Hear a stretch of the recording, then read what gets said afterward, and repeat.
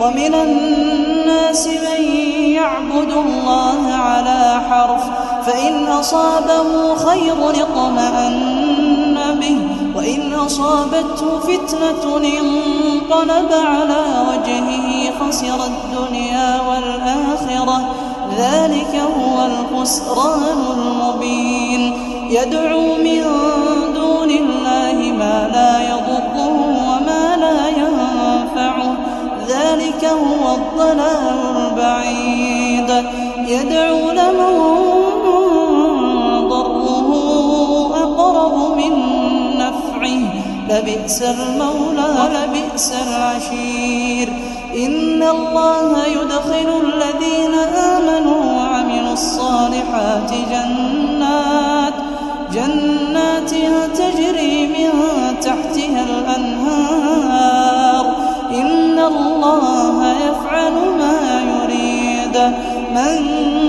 كان يظن أن لن ينصره الله في الدنيا والآخرة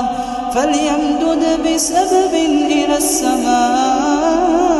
ثم ليقطع فلينظر هل يذهبن كيده ما يغيظ وكذلك أنزلناه آيات بينات وأن الله يهدي من يريد إن الذين آمنوا والذين هادوا والصابئين والنصارى والمجوس والذين أشركوا إن الله يفصل بينهم يوم القيامة إن الله على كل شيء شهيد ألم تر أن الله يسجد له من في السماوات ومن في الأرض والشمس والقمر والنجوم والجبال والشجر والدواب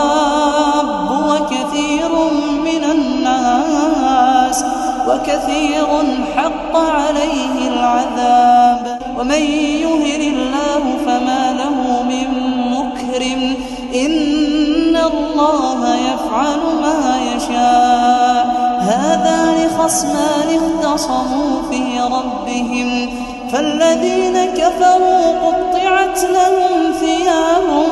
من نار يصب من فوق رؤوسهم الحميم يصهر